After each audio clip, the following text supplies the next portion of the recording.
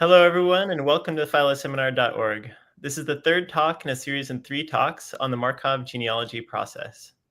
Please use the YouTube live comment box to ask questions. Today's speaker is Qianying Lin. Qianying did her PhD with Dai-Hai He at Hong Kong Polytechnic University and then worked with Aaron King and Edward Ioannidis as a data science fellow at University of Michigan in Ann Arbor. In general, Qianying is interested in developing theoretical and computational frameworks to address problems in infectious disease evolution and epidemiology. Qianying is currently a postdoctoral research associate in theoretical biology and biophysics group at Los Alamos National Labs, working with Ethan Romero Severson, Thomas Leitner, and Carmen Molina Paris. Welcome, Qianying, and thank you for participating.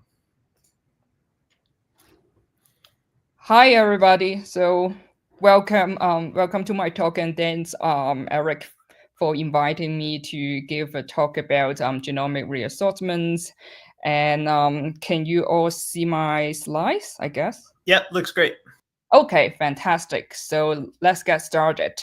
So today I'm going to talk about how we can extend Markov genealogy process that Aaron King introduced a couple of months ago in the past 2 months actually, and extend this framework to incorporate some complexities. What I mean is like complexities in molecular level to tackle things to incorporate genomic reassortment, and then to discuss some types of issues, identifiability issues that we find. Okay, first of all, I'd like to thank all my collaborators and mentors from Los Alamos National Laboratory, Ethan, Carmen, Thomas, Emma, Ryan, and Michael, and also my mentors in University of Michigan, Aaron and Ed, and kind of like a potential collaborators from UCSF, Nicola. So let's move on. So today's talk will be divided into 4 major sections. So of course, the first one will be I will introduce reassortment, and also at the same time segmented RNA viruses, and then talk about how we can modify or extend the Markov genealogy processes to incorporate reassortment within segmented RNA viruses, and introduce some really important concepts that we will use to explain some issues that we found in normal methods or in segment trees, and then talk about future works. So yeah. Okay, so segmented RNA viruses is actually a type of RNA viruses whose virus genome is not a continuous molecules. As shown in the figure is the influenza viruses. It was the genome, the full genome is divided into 8 different fragments. We call it segments here, and then each segment corresponds to some functions, corresponds some protein functions in the viruses. And then for each of the segments, they can accumulate mutations and undergo selection pressures separately. So as a result, that each segment contains an evolutionary history on its own, which means that we can actually reconstruct separate genealogies from each of the segments. And those evolutionary history, or those genealogies, can be different from one to the others. So since we're talking about segmented RNA viruses, so a very crucial procedure, evolutionary procedure, is reassortment. So when 2 or more strains co-infect the same individuals, and then those viruses, different virus strains, co-infect the same cell within a host, then these genetic segments actually replicate themselves independently, as you can see in the figures. So they break into different segments, and then different segments replicate or sometimes mutate independently. And then when the virus resembles, there will be a change. There will be a chance that that the new virus strains can the segments from the new virus strains can come from different parental strains, and or the progeny's virus can contain a combination of segments from different parents. So in the figures, I guess it's really clear that you have red virus and blue virus.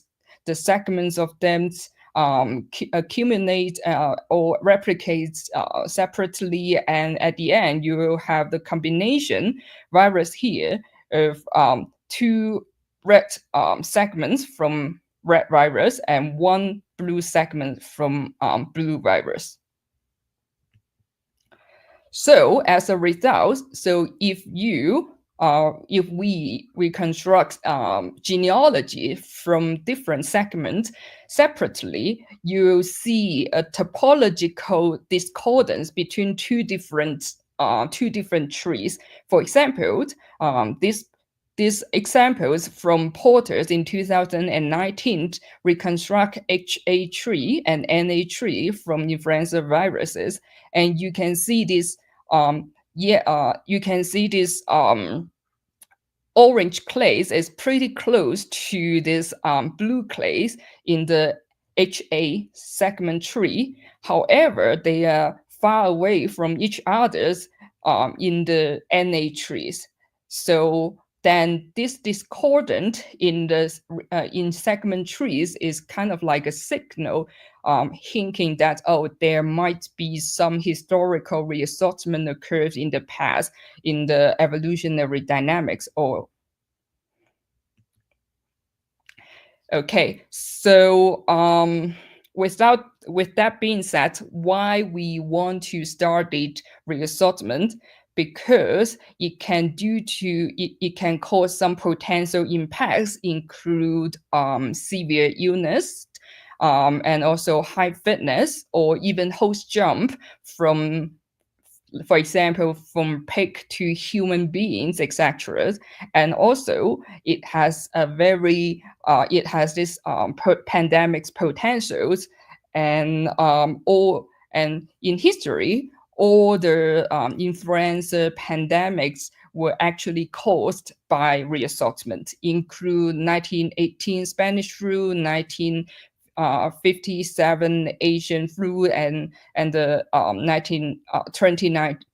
2009 swine flu. So the figures here show that the 2009 swine flu is actually a recombination, a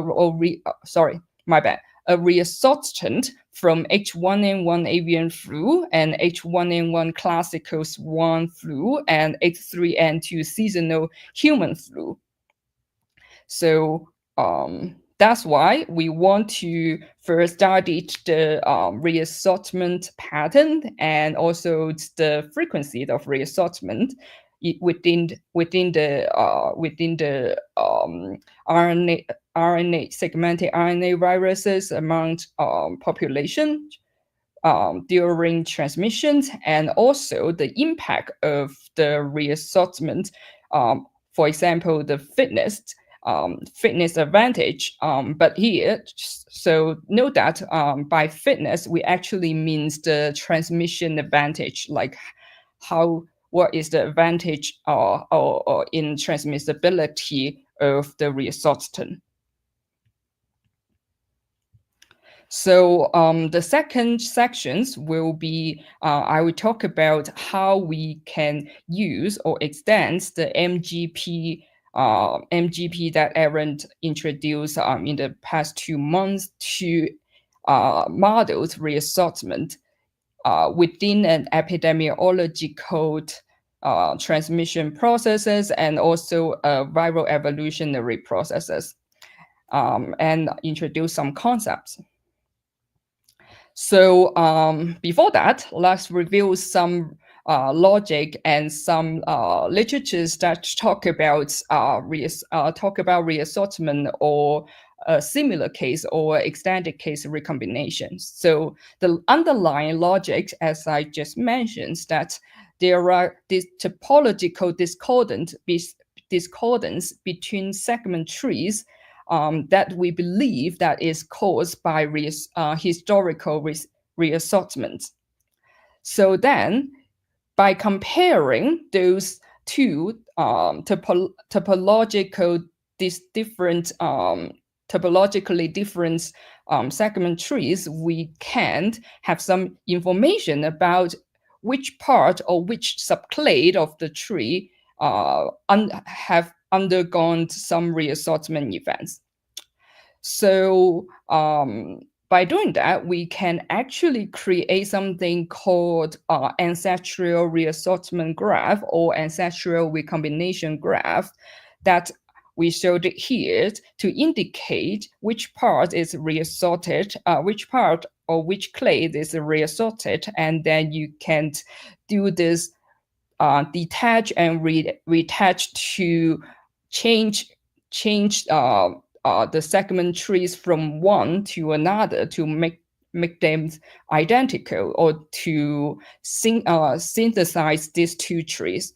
So and the naive methods, so the two major methods that popular methods that to use to resolve this discordance is our naive we call them naive methods, is started from segment trees and started from the topological discordance that you create these graph things or create this directions or edges that to resolve the discordance from one tree to another.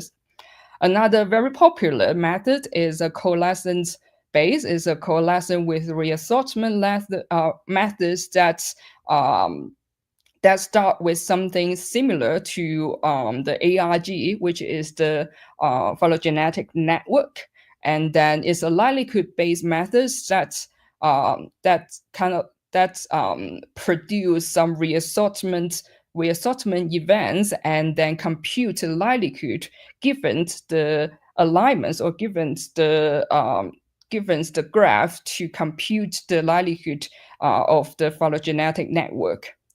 And with some assumptions, it's the constant infected population size consumptions, and also the reassortment rate estimated actually is aggregated reassortment rate from all the segments.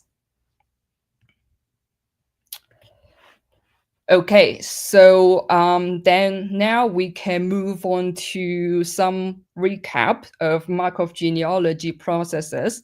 So here I use a very simple example, which is the linear birth that, of course, sampled models to explain Markov genealogy process. And also we will use the same examples to explain the issues and also to talk about the frequencies of the issues later in later slides. And for this example, we have a constant population size, I, and then we have not constant, we have a population size. We start from population size I, and then have birth rate lambda, death rate mu, and sampling rate psi. And then we have three major events in the standard Markov genealogy processes, which is the birth events that one infected individuals in the population becomes two infected individuals in the population. And then in the genealogies, we create a branch from one lineage to two lineage. So for the sampling event, it's actually a compound sample death event. By compound, I mean when you sampled and infected individuals in the population, at the same time you terminate the this population and prevents these individuals and prevents them to continue to spread the disease into the population, which means it's incorporated with the death events that I will talk about later. So then in the genealogy, we simply put a blue dot here as a marker that this individual is sampled and then terminated, basically. So for that event, that basically correspond to recoveries or deaths in transmission or in the populations with rate mu. Oh, so for the sampling events, because it's a compound sample death event, that's why the rate in the rate is actually psi plus mu. And for the death event, it's a pure death. So then we have a rate mu, and then what we do is in the genealogies, if the recovered or died individuals was not sampled before, we just remove the history of that individuals. But otherwise, if that individuals was sampled before, we just remove the part of the history and up until the time when it was sampled.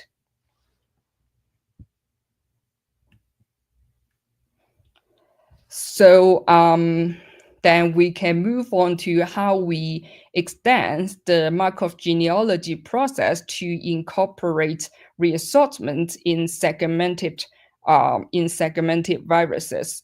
So the most popular or like commonly used phylogenetic methods usually only handled one genealogies or one trees. But since for segmented RNA viruses, each of the segments contains its own evolutionary history, which means that we can reconstruct multiple trees. We can reconstruct different segment trees from each of the segments. So this model, MGP with reassortment, we extend MGP to tackle the genealogy process or the evolutionary history for each of the segment trees, incorporating reassortment. So for the transmission history, we break it into two major parts. The first part will be, we call the epidemiological model, that we can model as like compartmental models or even the most simple linear birth and death models that I just talked about. And this epi models accounts for the first infections. So what do I mean by first infection is that is one infected individual spread the disease to an susceptible or uninfected individuals, which later become infected. That's the first infection. So in these examples, in these figures that I show here, that we modeled it as a SIR compartmental models and for 3-segment RNA viruses. So the second part of the transmission dynamics accounts for subsequent infections and reassortment, where that one already another individual to another infected individuals is infected with a different viral strains transmits or spreads the second virus to the already infected individual 3s. And as a result, these individuals maintain two different viral strains, and then a potential with the result that a reassortment may occur that to create a reassortant virus that contains both the red virus and the yellow virus. So this reassortment patterns that we are governed by a set of rows here, that with row A, row B, row C, row AB, row AC, and row BC. Each of these parameters indicates the reassortment rates in segment A, reassortment rates in segment B, reassortment rates in segment C, and the joint reassortment rates in AB, AC, and BC. Qianying, this is thanks for that. That's a clear explanation. I just wanted to double check. So the status of whether it's a first infection or not, that's just sort of labeled as part of the virus. It's sort of saying we have this virus and it's a first infection. You mean label the virus is actually governed by whether the so in this example we have a donor, right? And then this individual 1 is the donor who transmits the disease, and then individual 3 is the recipient. So it's actually determined by whether the recipient is susceptible to or already infected. I see. So it's considered like a different deme, kind of like if they're infected once and infected again. No, not. So if you recall that in MGP, in the Markov genealogy process, we actually do not track susceptible individuals, right? Okay. So in themes, in the themes definition, we only track the infected individuals. So if I give you an example SEIR model, then the themes is actually the exposed and the infectious infectious class. Okay, so let's expand that to including the first infection. So then how is the information about whether it's a first or subsequent infection? Yeah, so is that when you choose who's the recipients in the model, then here is like you choose from from susceptible individuals that we actually, even though in the themes we don't really track susceptibles, but in the population models here we actually track the changes of the susceptible individuals, right? So you just like, for example, for the first infection, then you will have susceptible individuals will -1 and infected individuals will +1. So that's it. That's how we track first infection. But for the subsequent infection, actually the total number of infected individuals doesn't really change, right? So what it changed is actually the genealogies that I'm gonna talk about in a couple minutes. So then this is how we distinguish the first infections and subsequent infection or reassortment. Thanks. Okay. So since we're already talking about that, so for the reassortment or the subsequent infection, inducing the reassortment, we model reassortment actually as a couple death and birth event. As a result, that you can see, because when you have reassortment, then the segment trees will have a discordant between segment trees. For example, here, after reassortment, then this individual 3 is, or this clade 3, individual 3, is actually close to individual 1s in segments A and C trees. However, after the reassortment, the individual 2 in segment B trees will individual 3 in segment B trees will actually more closer to individual 2. So this is how we modeled reassortment and how we modeled the epidemiology dynamics, as well as the evolutionary dynamics for each of the segment trees at the same time. So this is a much more detailed examples or simulation examples that how we model reassortment. So the first line, we called it first infection trees, which means that it only accounts for the first infections between infected individuals and susceptible individuals, where the infected individual is the donor of the disease and susceptible individuals is the recipients of the disease. So we have 3 different time points here. So then I will explain that one by one. So the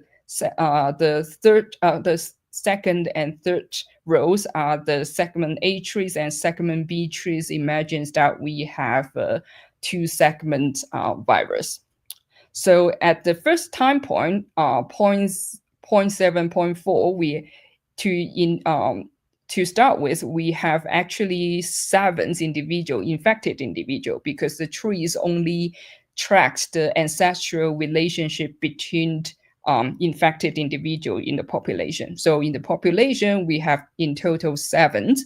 So at this time point, we have a reassortment event indicates by this blue subsequent infection events indicates by these blue arrows, that which means that 0, individual number 0 is the donor, and then spread the disease to infected or already the infected individual number 2 here, then results in a reassortment event that we can observe in the second time point. So then what it changed is that, of course, the first infection tree doesn't really change because it only accounts for first infections. And segment A trees doesn't really change because it had nothing to do with this, so the reassortment is not involved with segment A. And what it changed is the segment B trees, the evolutionary history, and that you can see that how we actually remove the history because individual 2 was not sampled before. So we remove the transmission history of individuals 2 here, and then this individual 2's rebirth into rebirth into infected individual 0 here, then as a child of individual 0. So then that's why we call it a reassortment as a coupled death birth or compound death birth event. So at the third time point, we have another reassortment event that occurs only in segment A trees, that's between infected individuals 2 and 3. So then you have the infected individual 2 is the donor and 3 is the recipient. And then you can see the same death and rebirth or reborn here in only segment A trees.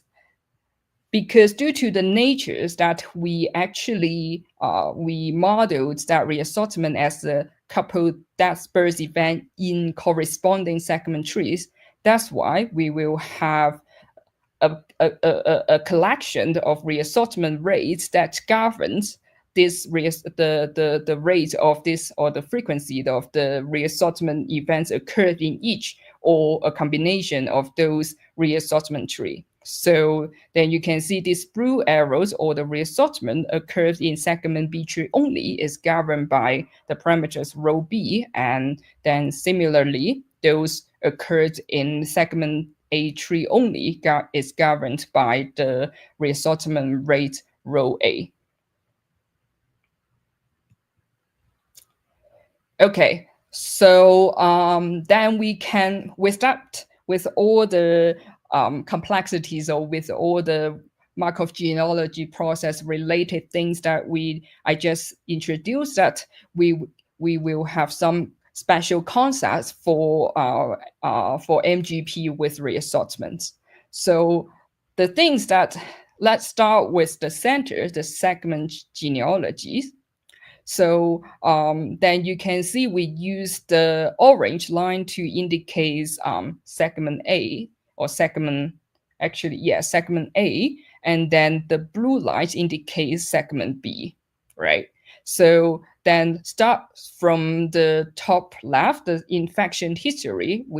Infection history included the full history in the infected population of who infected whom, and who infected whom at when, and also indicate then use from this infection history, you can see that at the first time point that you have individual 1 infected individual 2.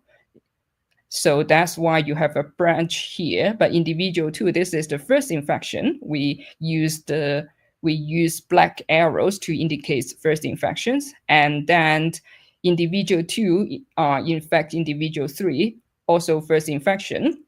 However, the third time point that you have individual 1 infected this already infected individual 3, we use purple arrows to indicate subsequent infection. And so for the first infection tree, since it only accounts for the first infection, then you will have 1, then this branching, the first branching will be 1, and then the second branching will be between 2 and 3. So this is the first infection tree. So what actually happened in the segment genealogy is assuming that for the subsequent infection, we have these subsequent infections induce a reassortment between the virus from individual 1 and so-called the resident virus from individual 3. So the virus from individual 1, we call the invasive virus. So then there will be a reassortment event occurs that using the circle cross symbols to indicate that. So then you within hosts that in host 3, then we will have a dual infection in host 3. So we have 2 different variants from 1 and the resident variants from 3. And then in the host cells, you can have 4 different outputs, contains virus, 4 potential output actually. So both segments are from are just the resident virus from 3, and then both virus are from the invasive. Both segments are from the invasive virus in 1, and then the combination of the first segments from 3 and the second segment from 1. From 1 and vice versa. So segment B, so then you will have 3 different outputs in the segment trees setting. Then you have non-reassorted, which means that both of the trees look identical. Displays is that the virus, there's no reassortment, of course, but the virus in but host 3 is actually dominated by the invasive virus from host 1. So this we call it displays that 3 in both segments, the individual 3 is close to individual 1 instead of individual 2. And then for the reassorted scenarios, we have a discordance between segment A and segment B trees. Of course, the assumption here is that 1, 2, 3 individuals or host 1, 2, 3 are sampled, because there's something about because the observed reassortment actually related to the sampling process that I will introduce later. And okay, so since the title talk about identify or identifiability, that's the major point of this talk is about, okay, so if we only have segment trees, whether we can actually identify what actually happened in the past or in the evolutionary history. So the answer is no. So we have the same set of segment tree A and segment tree B. So these 2 different infection history with 2 totally different first infection tree actually can result in the same set of segment trees A and B. So for the first infection history, we have 1 infect 2, and then 1 infect 3, and then 1 infect 3 again, and results in a reassortment in segment B. So that's why you can have a first infection tree look like that, look identical to the segment A trees, but the segment B trees will have shorter branch between the clade 1, 3 and individual 2. So of course, some people, some researchers might be cautious about this branching difference because it can relate it to evolutionary rates. But in this talk, we actually call this close reassortment that not change the topology quite a lot, but only change the branching length between two different clades or two different individuals or lineages. And in the first infection or in the infection history second or two, then we have 1 infect 2 and 2 infect 3. And then in the reassortment A, we have 1 infect 3 again. So infect 3 again, and then in segment B, and also at the later time point that we have 1 infect 3 again. So we have 2 subsequent reinfections which occurs in segment A and segment B separately. So we have a first infection tree looks like this, with like 2 and 3 close together and then coalesce with 1. And then also results in the same set of segment trees. So, okay, so long story short, that segment trees only cannot identify infection history. So 2 totally different infection history can result in the same set of segment trees. Okay, so just to make sure, I mean, this has nothing to do with the Markov genealogy process or anything. It's just an observation about if you have these 2 infection histories, they give you the same topology and branch lengths. Yes, exactly. Okay, thanks. So, okay, so since we have birth event, death event, and sampling event, so the second part of this figure actually shows that how sampling event or how is correlated with reassortment, or how reassortment or observed reassortment or visible reassortment can be impacted by the sampling event, by the sampling process actually. So we have an infection history. So I just go through that. 1 infect 2, 2 infect 3, if we only account for first infection for sure, and 3 infect 4, 4 infect 5. So this is the first infection. Then we have actually 1, 2, 3, 4 subsequent infections resulting in reassortment. So this reassortment, then we can classify those reassortment. We only sampled individual 2, 4, and 5 in the total infected populations. So then we can actually classify the reassortment into 3 different categories. One is in dark green, is visible reassortment. The second one is in kind of like yellow-green, is invisible because it was overwritten by some later reassortment. And the third class is invisible because it was unsampled simply. So then from this infection history, we will have first infection tree is 4 and 5 into 1 clade, and then with 2. And then the segment trees, because we only have 1 segment, so we don't care. So then with segment trees will look like this. So then what's special here is even is that so in this model, we actually account for this invisible or overwritten reassortment, because you can see that in the third reassortment or subsequent infection events, 2 infect individual 3, which is already infected. But in later times, infected individuals 4 also reinfected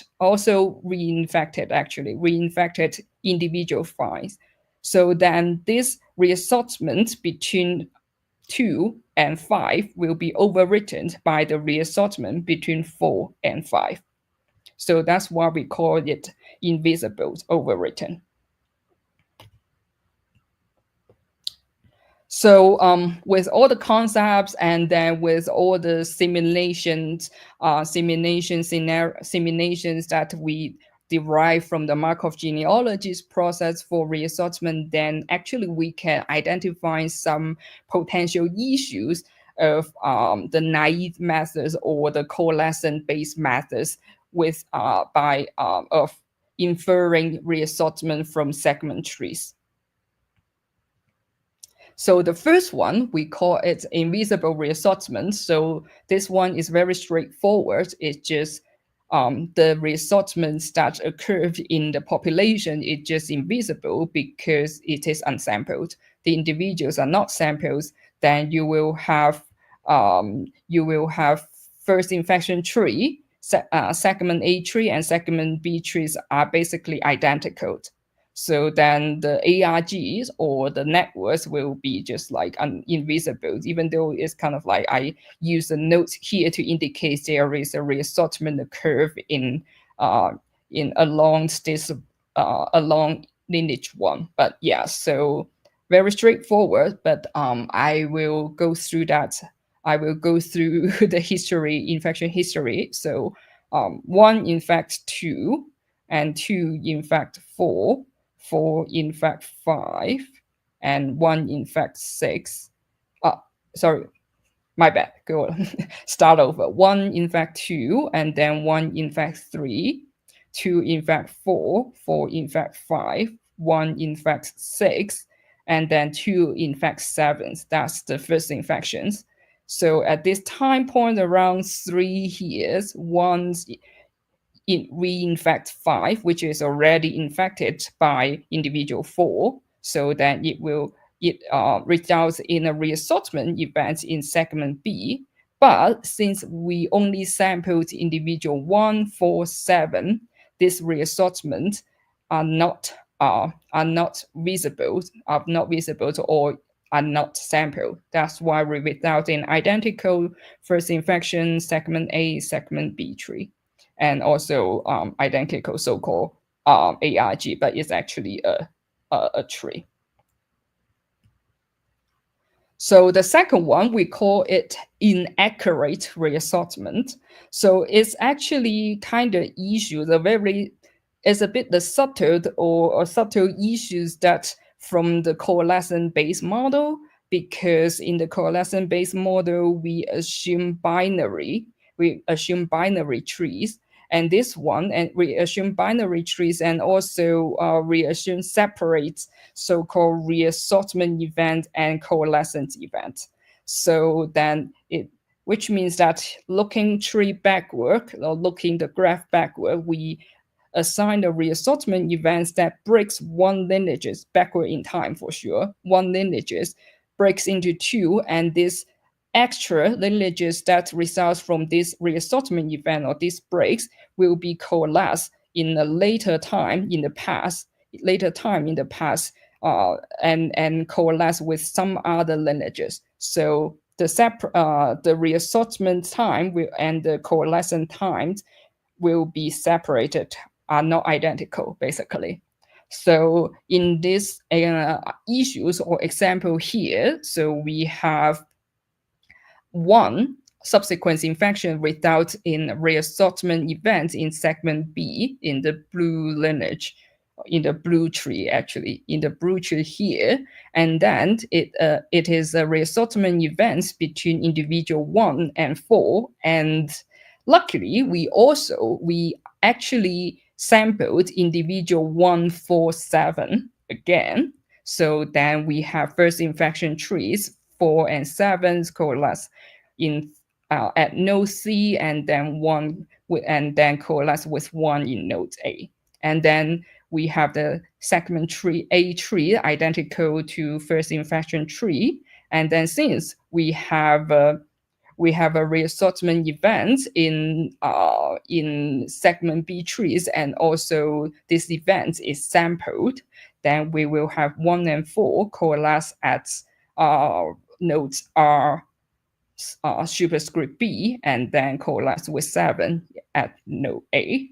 So the correct ARG, or the correct notion to indicate this reassortment, is just we have a vertical dash line here indicates that at this time point TB, then we have a reassortment direct reassortment in between 1 and 4. So which means that 4 will detach and reattach to at lineage 1. But if we use coalescence with some subtle assumption about coalescence time and reassortment time, we will have a subtle change here, so that the reassortment times indicate as the tail of these dash nodes will be slightly different from the reassortment time. I'm sorry. Can you just you point at that node that you just had that has the wrong time, and then can you point over at the true generative arg and help me understand why is it that there's that gap in time? So this is the if yeah. we estimate the reassortment time in the incorrect ARG, Yeah. so this is the reassortment time, right? And this is yeah. I see that that's wrong, but how does that come about? How does it come about? It's kind of like a subtle assumptions that in the coalescence-based model, you separate reassortment and coalescence events separate. You define reassortment and coalescence. So then when you have with two different rates, you have a reassortment event rate and then you have a coalescence event rate, right? And then so when you assign events, when then for reassortment events, then you will basically looking backward in time. So you assigned a reassortment event here, and then you will build a break or build a branch like one lineages break into two. So this will become at this time you will become 1, 2, 3, 4 lineages in the tree in the coalescence based model, and these new lineages that just created by this reassortment event will be later coalesced to some lineages or the same lineages in a later time in the past, which is this coalescent time. So that's why you build this little gap here just by subtle definition of the separate reassortment events and coalescence events. Okay, if I understand correctly, that there's under the coalescent model, you have to have some time to coalesce, and you can't have this instantaneous transition of the. Yeah, exactly. Right. Okay, thank you very much. That's helpful. Yeah, thank you. So. Okay, so the third issues, we call it reverse issue. I should be faster. So, okay, so it's the reverse reassortment, which is even more complicated. So then I will go through the, let's see, okay. Can I? Okay, anyway, so I will go through the history first. 1 in fact 2, and then 1 in fact 3, 2 in fact 4, and then 4 in fact 5, 1 in fact 6, and 2 in fact 7. Those are first infection. We have 2 subsequent infections that result in reassortment, 2 reassortment in segment B. So 1 is at times kind of like around 2, slightly after 2. You have 1 already infected individual 4, and then the second subsequent infection will be around 3 times 0.3 will be the infected individual 5 infected individual 1 and results in a reassortment in segment B as well. So at the end of time, in the round 4, we sample 1, 4, 7. So results in first infection trees look like this. 4 and 7 coalesce at node C, and then coalesce with 1 at node A. So since there's no reassortment events occurs in segment A, then we have identical segment A trees with first infection tree. So then we have two infections. We have two reassortment events occurs in segment B.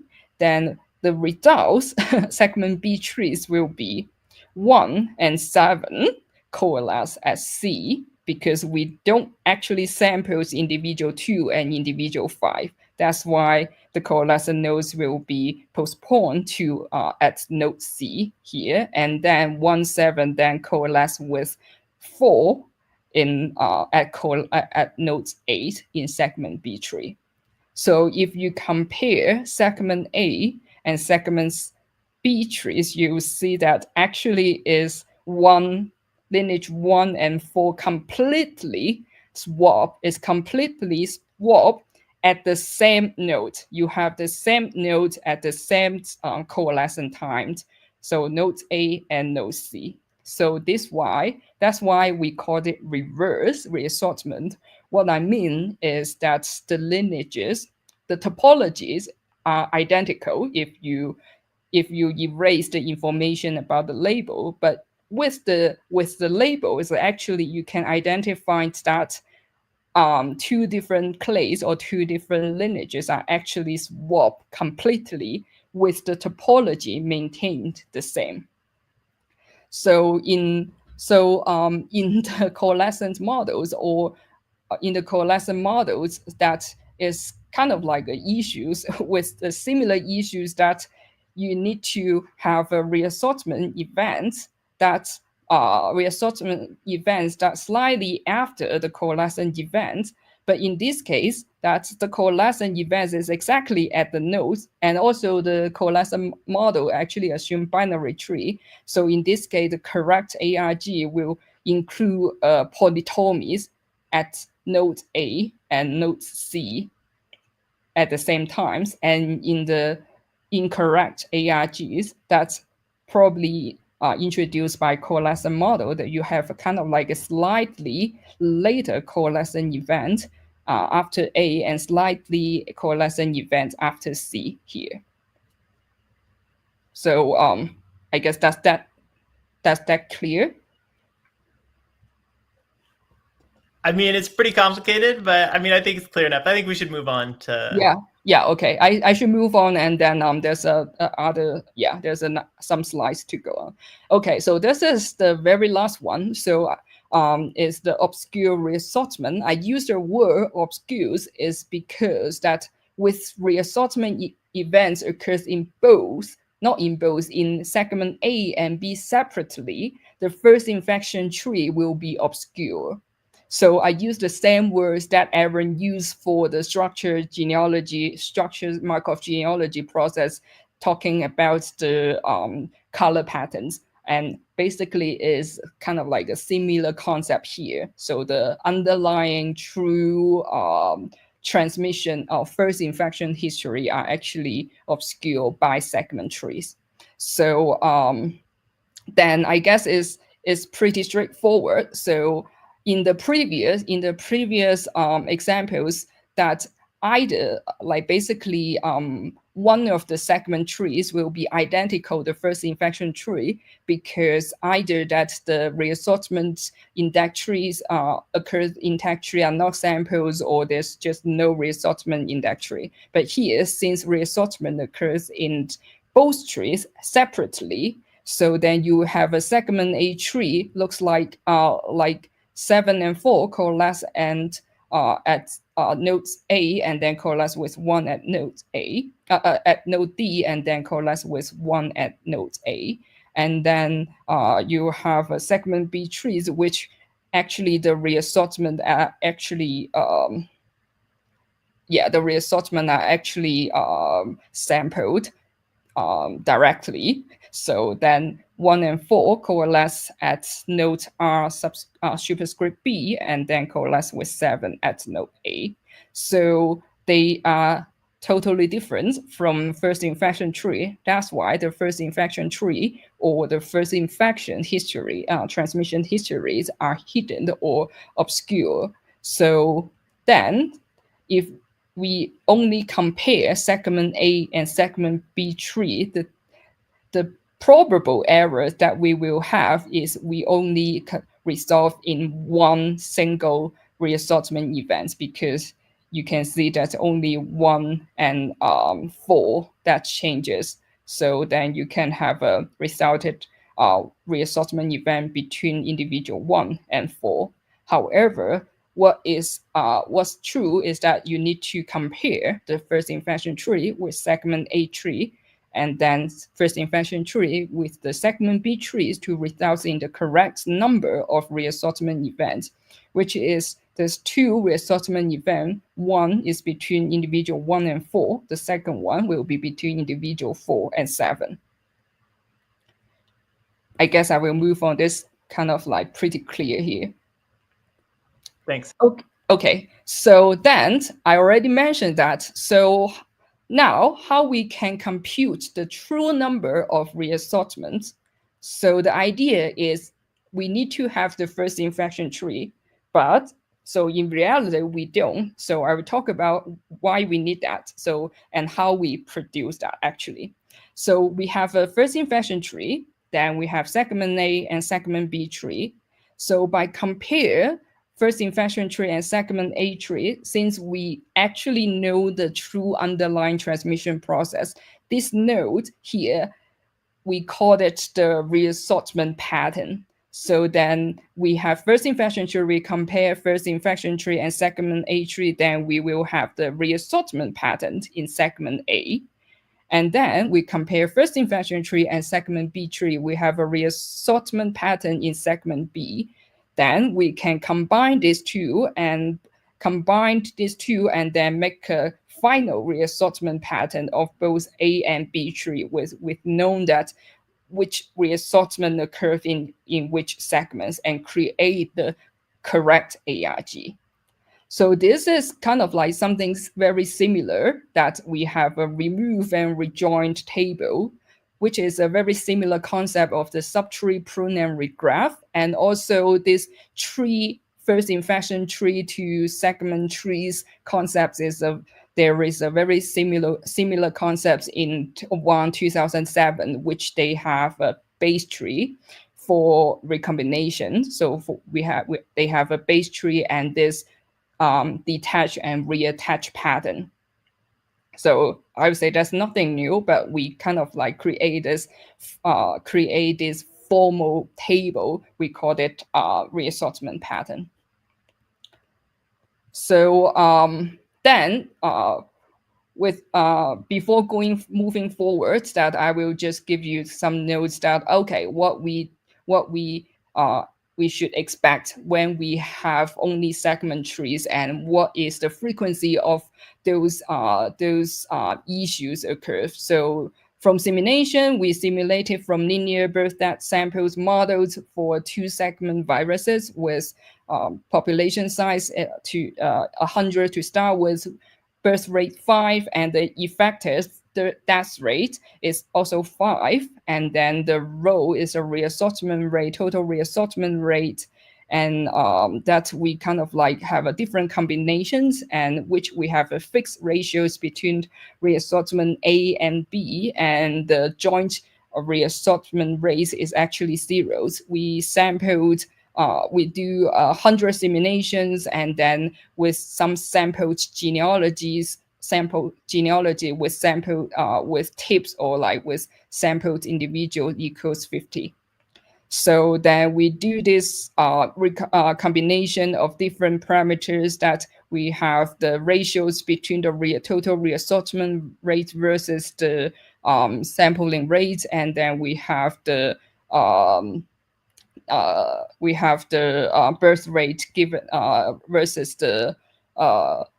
the sampling rate. So I guess it's pretty straightforward that if you have high sampling rates, the inaccuracies, because you have the high chance to sample both individuals both individuals involved in the reassortment, then you will have high accuracies in estimating the and also like high reassortment rate, and you will have high inaccuracies in the estimated coalescent or reassortment time. And then the reversions is like if you have high reassortment rates and also high sampling rates, you will have this reversion, which is also pretty much straightforward. And also obscuration, if you have high reassortment rate of both segments, then you have higher chance that the first infection tree will be obscure, and then you will never reach the correct number of reassortment.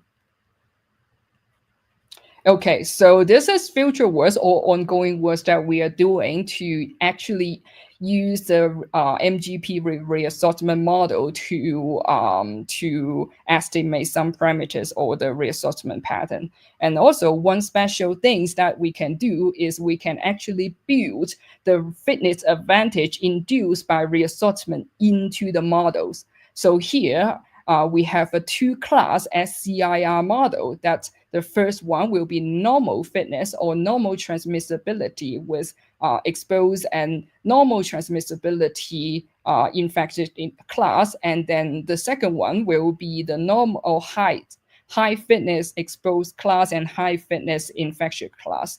So there's a transition from the normal fitness infected class to high fitness infected class induced by reassortment parameterized into reassortment rate rho.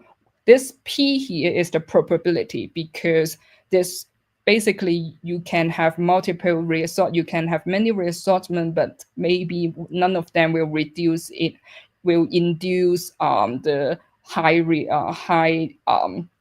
high fitness. So then we have the probability. Then the problem of the problem of whether reassortment contributes to viral fitness, or like another question will be host adaptation. Like yes, can be translated into the estimation of this parameter P here. If P is the probability. If P is large, which means that there's some reassortment that like the reassortment curve in some of the segments or some of the lineages will induce high fitness. So this is just one example about inference and reassortment curve in HA and NA segments. So I don't really have much time, so then I just like give a brief introduction of the current works that we propose with Nicola, that we will have Bayesian inferential frameworks that kind of compute the posterior probability, including the reassortment pattern or reassortment rates and the underlying transmission process. So the components we have is population process, first infection tree reassortment pattern that code as a table that I just described, segment trees, mutation model, molecular clock, and alignments that we break the posterior probability into 4 different probability, of course, the parameters priors, and then from the parameters priors, then we can have a decorated first infection tree is a first infection tree with the reassortment pattern, and propose the first infection tree and reassortment pattern. And then from the tree and pattern, we can derive the segment trees prior, and then with the alignment, we can compute the segment trees likelihood. So by multiply all this probability, we will have the posterior probability. And the second one is a bit novel. It's actually from the Nature communication paper, inspired by the Nature communication paper by Gaskell group. And then it's actually, okay, so we want to build a likelihood-free neural networks frameworks. We don't really care about the first infection tree because it's hard. It's because we need to propose the reassortment patterns, and then we need to propose the first infection tree and compute the probability of segment trees, etc. So then this neural network frameworks or deep learning framework is truly simulation based. We have a MGP reassortment model and simulate a whole bunch of segment trees and translate these segment trees as a matrix array. Contained segment A tree matrix is just the distance between tips, and segment A and segment B tree distance matrix between different between tips, and the DID matrix is just like subtract these two matrix and to account for how different these two trees are, and put into a convolution neural network, and then use a neural network output to assess, compare with the true underlying transmission model and reassortment pattern, and to kind of like do the to create a deep learning framework. So this can be used for real-time surveillance of viral evolution for public health preparedness. So by conclusion, we extend the MGP model to incorporate reassortment in segmented RNA viruses in the context of given epidemiological process, and also simultaneously model the epi process and the evolutionary dynamics of different segment trees. And we argue that the dynamics of infections and samplings in the populations cannot be removed from the assessment of reassortment. And also, like, segment trees only cannot identify the underlying transmission and evolutionary history, including reassortment. And but we can use this model to build in the fitness advantage induced by reassortment by directly parameterize them and model them in the epi model, in the transmission or MGP reassortment model. Then along that line, we can kind of like, we are building some Bayesian framework and neural network frameworks to infer reassortment and also the epi process at the same time. So last but not least, the same framework can be also extended to incorporate recombination. So that's the end. Thank you. Thank you. Yeah, well, we are sort of short on time, so I'll keep it brief. But just so for instance, like your inferential model that you're thinking about bringing into Beast 2, or that you are bringing into Beast 2. Yeah. Like, can you talk about how the identifiability issues you talked about, like what can we expect from a model like this? Is it going to, in what circumstances is it going to give us the correct answer? In what circumstances is gonna give us the correct answer of the number of reassortment? Is that what you mean? Sure. Yeah. Yeah. So because since I already talked about the circumstance that we will probably get wrong answer is that both segments reassort like separately. Then the first infection tree will be buried into will be buried by the segment trees and by the processes. The truth is that in reality, we have basically, it's really hard like to have the first infection tree unless that first we don't really sampled enough reassortment from one tree. Then we have one segment trees that identify to the first infection tree. Then that's why we have access to the first infection tree, right? So that's why it's kind of like a tricky issue of that we need to sample enough, but we need to sample enough to, but by sampling enough, the probability that we don't have access to the first infection tree will be increased. So from the Bayesian model, so here we actually, from the transmission process, because the first infection tree only accounts for first infection. So this probability actually will be reduced the probability of first infection tree purely, like regardless of the reassortment pattern from the transmission history, from the epi model that we have. Is kind of like identical of the MGP probability, because now we only deal with one tree that without reassortment, right? Then in this Bayesian framework, we just like, okay, from the epi model, we just like keep proposing first infection tree. And then since we have an idea of the reassortment patterns, like we just keep proposing reassortment pattern. and combine the first infection tree and reassortment pattern, then we can compute the segment trees priors. We can kind of like propose what the segment trees will look like given the first infection tree and the reassortment patterns that we propose. And then you're right that this is the hard part, that we need to have the probability of the reassortment pattern. We can easily have the probability of the first infection tree, but the reassortment pattern, the table, that is like we need to figure out the probability or the expression of that probability. So what we actually then this one and these two probability that we included into this Bayesian inferential framework will hugely increase our